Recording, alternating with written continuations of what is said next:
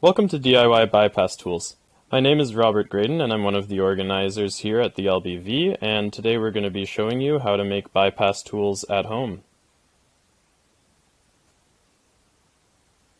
So a lot of you may be wondering, aside from being mid-pandemic and having to do all of this from home, what other reasons would there be for us to be making our tools DIY?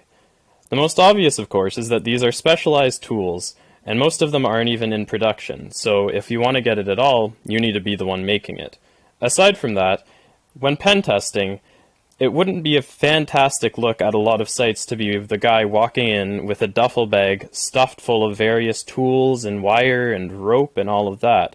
So it's handy to be able to know how to look around in your situation and find materials to make the tool that you need when on site. Today we'll be showing you how to make 5 different types of tools. The latch poker or puller, the under the door tool, the beside the door tool, padlock shims, and the latch knife. First off, we'll be teaching you how to make the latch poker or puller.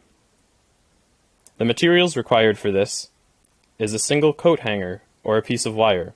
You will also need a pair of pliers. Welcome to the Lock Bypass Village's tools making presentation. So in this presentation, we're going to be going through a few different tools that you may have seen already in Bypass 101, which is another talk that we'll be running multiple times throughout the duration of DEF CON, and if you haven't already been to that, I highly recommend checking it out. It's somewhat of a prerequisite to this presentation, just because we won't be teaching you how to use these tools so much in this video, but just how to make them. So to begin, we're going with a pretty simple one. Some call it a latch poker, but its essential purpose is when the latch of a door is visible to you from the locked side. It's basically a tool to just go in and push that out of the way. So this one's incredibly simple. All we need is just a piece of wire, really. It should be somewhat thick because it does need to be fairly rigid, but coat hanger wire works perfectly for this purpose, and we'll need a pair of pliers.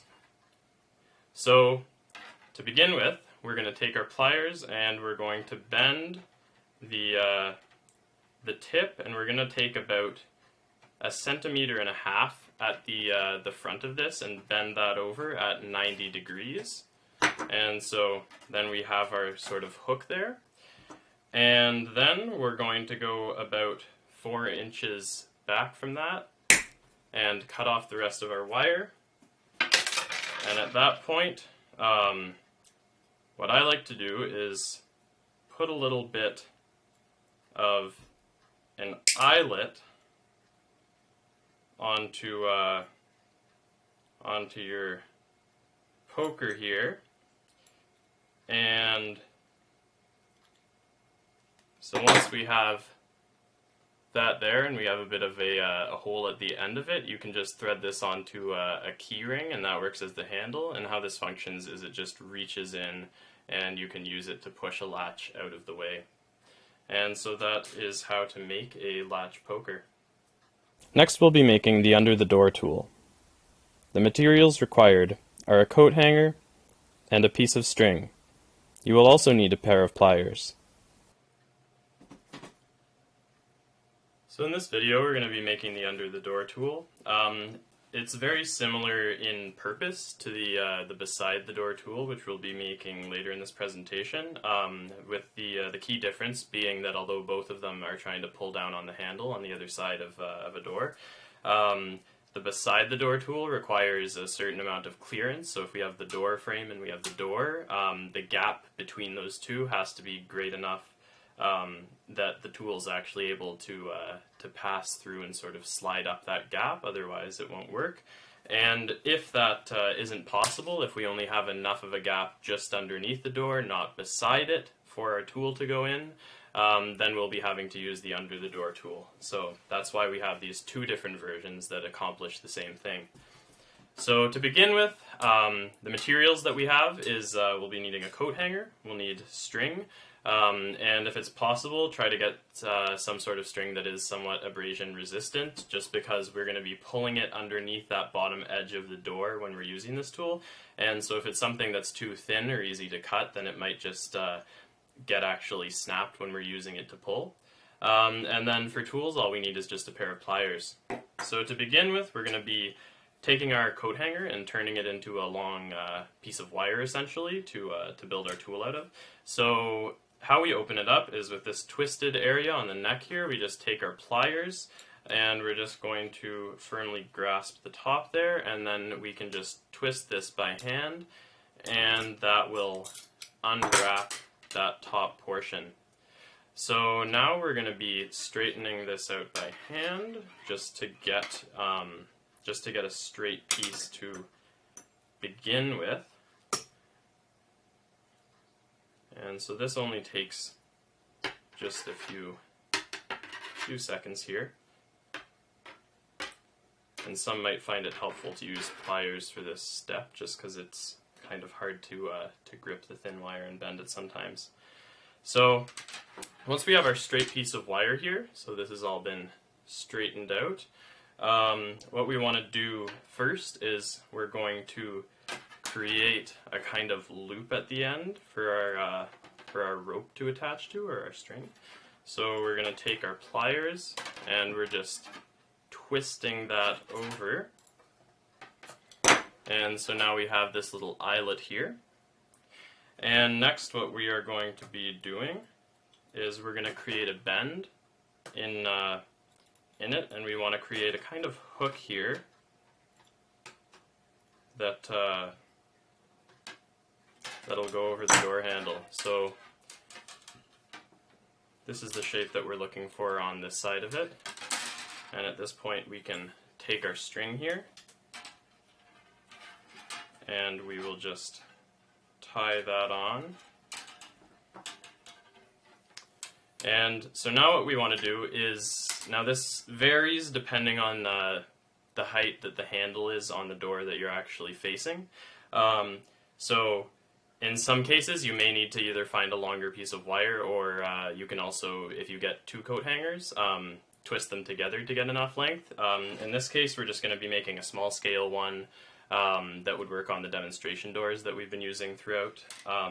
So we're just going to go down and imagine if our handle is here, and say this is where the bottom of our door is, then we're going to make a bend there at 90 degrees, and we can just kind of make a little bit of a bend, and then we have our hook here as a bit of a handle. And so at that point, our under the door tool is complete. We'll now be making the beside the door tool. The materials required is a coat hanger, and we will need a pair of pliers. So we're going to be making the beside the door tool in this video. So all that we need in terms of materials is just a regular wire coat hanger. Some coat hangers that are made out of wire, you'll find that they have a sort of plastic or rubbery outer sheathing on them.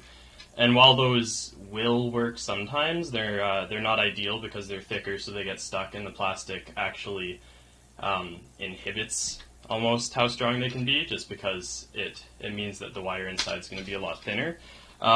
So you want to try to find one that's just wire itself, not with any coating. And so to begin with, we're going to just unravel the twisted top here, and that's going to let us open up the coat hanger. And the easiest way to do this is just with your pliers. You just grab at the top and then rotate the whole coat hanger. And so now we have our opened up coat hanger here. So just by hand, we are going to straighten out the wire here. And this just gives us a nice starting place in terms of actually creating our tool. And so we have a fairly straight wire here now. So the part that's actually going to be reaching out to the handle on the other side of the door is what we're going to be creating first. So we're going to take our wire and we're going to bend it with about 1.5 inches or 2 inches like so. We're going to be adding another bend like that, and so that creates our hook that will actually be going onto the handle on the other side of the door. So now, while keeping this flat, we're going to be coming down about 1.5 feet, and we're going to be bending a 90-degree angle in there. So it's looking like this. And then what we're going to be doing next is about the thickness of the door is how much you want your piece of wire here to be. And so after that thickness, you want to put another 90 that brings the wire coming up like this. And so now we have this basic shape. And so this can go around the side of the door. And then we're going to come up to here, and we're going to look, where is our hook? So we have the hook that's on the handle here. So what we're going to do is mirror that on the other side just by bending this over. And the purpose of that is that just gives you an indicator. So when you are using this tool, you can look at where this is on your side of the door, and you can, because they're bent symmetrically, you can see that the hook is in that same place on the other side of the door, so you know where it is relative to the handle. Okay, so just to quickly demonstrate the sort of symmetrical idea of this tool, so here we have a small example door, and you can see that it's a lot shorter than a real one. So the tool that we've made here, it's kind of built for a full-size one, so it isn't going to quite actually be usable on this tiny example here. But the basic idea with this is that you would put it underneath the door and then sort of jimmy it up until you have this piece here between the actual door and the frame. And so at this point, just from looking on this side, we can see where our little bend is here, and we can see, okay, well that's right next to the handle here. And what that means is that because it was bent symmetrically, we know that that's actually where it is on the other side as well. And so that's how we make this tool, and also how we use that symmetrical trick on it. Next we will be making padlock shims. The materials required is a soda can, and you will also need a pair of scissors. So now I'll be showing you how to make padlock shims. These are a very simple thing to do at home. You just need a soda can that's empty, and you probably want to wash it out beforehand just so you don't make a mess, as well as a pair of scissors, and that's it. So to begin with, what we want to do is basically get this flat wall of it out into a rectangular sheet so that we can more easily work with it. So to do that, we're just going to cut the bottom off of it.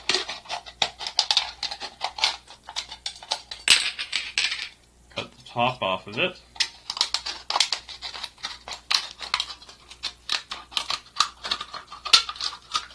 And these edges are very sharp, so be careful that you don't cut yourself. And then we'll cut right down the middle, and we can open it up, and we get this flat sheet of very thin aluminum. So you can kind of flatten it a little bit. That just makes it easier to work with. And so next what we want to do is actually cut out our shim. So the basic shape that it's going to be is it kind of has a curve downwards. And that's the actual shim part, and we're going to leave about a centimeter strip on top of it so that we can fold that over to create a handle that we won't cut ourselves on. So we'll be starting this off by just cutting that curved piece down there, and that's the part that's actually going to go down into the padlock and push the latch out of the way there. And then again, here we're cutting about a centimeter wide strip.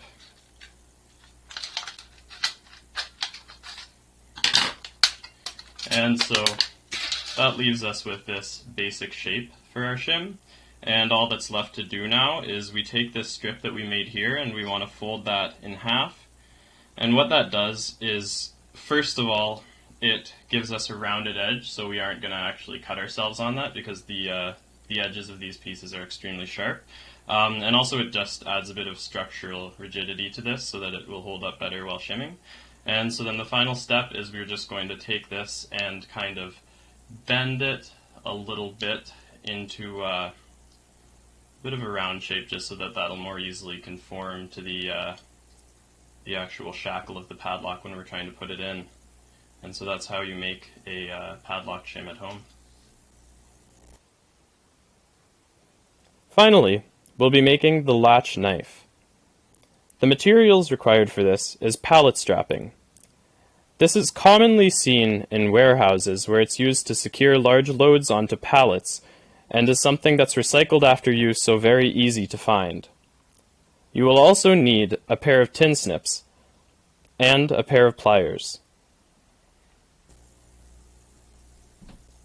Okay, so we're going to be making a latch knife in this video. So what we need for this in terms of materials is a piece of pallet strapping. So this is a very common thing to see in warehouses. It's essentially a very thin piece of steel, and it's used to hold down materials on pallets.